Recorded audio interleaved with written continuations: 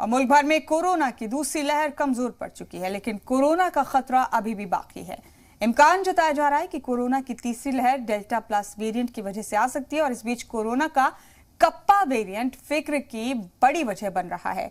वजारत सेहत के मुताबिक दुनिया के 25 ममालिक में कप्पा वेरिएंट है और पेरू में 80% मामला कोरोना के कप्पा वेरिएंट की वजह से पाए गए हैं। और फिक्र यह है कि उत्तर प्रदेश में भी कप्पा वेरिएंट के 2 मामलात की तस्दीक हुई है। और परेशान करने वाली बात यह भी है कि इस वक्त कोरोना के कुल मामलात में से आधे से ज्यादा मामले महाराष्ट्र और केरल से सामने आए हैं और टूरिस्ट प्लेसेस पर बढ़ती जा रही लापरवाही भी इस मुश्किल को बढ़ा सकती है। ऐसे में होशियार रहना लाजमी है क्योंकि कोरोना अभी गया नहीं है।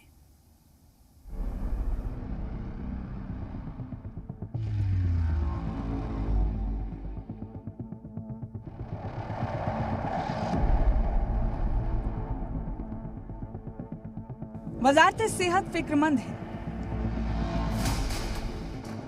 पीएम ऑक्सीजन की दस्तयाबी पर जायजा बैठक कर रहे हैं और टूरिस्ट स्पॉट और बाजारों में बढ़ती लापरवाही खतरा बढ़ा रही है।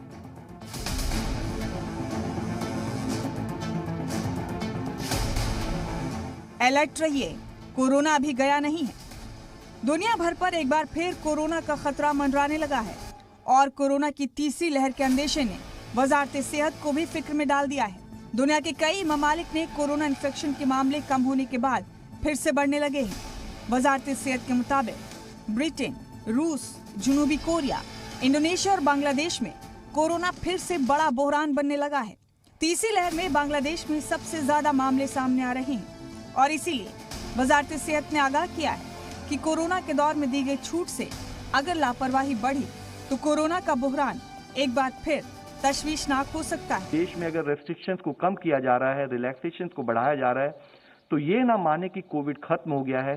कोविड का खतरा अभी भी हमारे सामने बना हुआ है। कुछ स्थाई पर कोविड एप्रोप्रिएट बिहेवियर ना फॉलो करने के कारण हमें भय है कि वहां पर कोविड केसेस फैल सकते हैं और उनके द्वारा और दूसरे प्रांतों में भी कोविड केसेस फैल सकते हैं।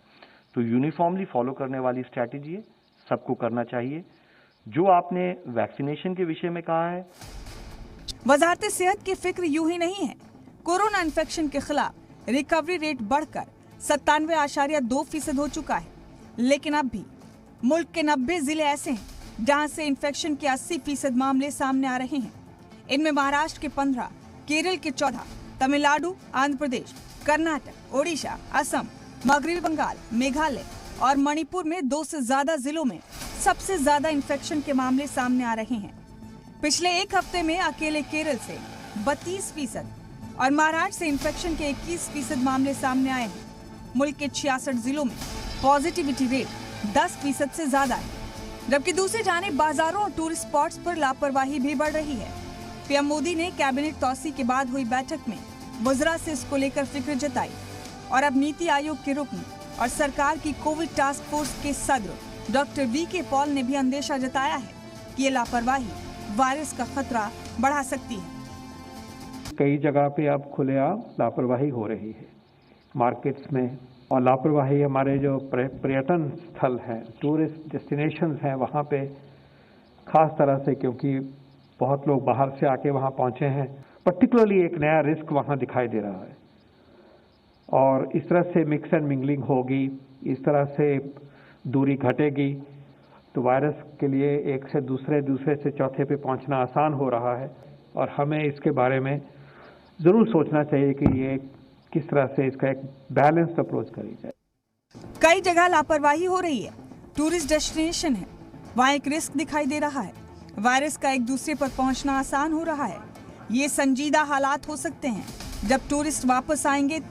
जाहिर है कोरोना की दूसरी लहर के कमजोर होने के बाद भी खतरा अभी बना हुआ है और अगर इस खतरे को कम करना है तो हमें अब भी अलर्ट रहना होगा। मास्क में ढिलाई और सोशल डिस्टेंसिंग के ज़ाब्तों में कोताही छोड़कर कोरोना के खिलाफ लड़ाई जारी रखनी होगी। दिल्ली से ब्रह्म प्रकाश दुबे के साथ ब्यूरो रिपोर्ट, जी मीडिया।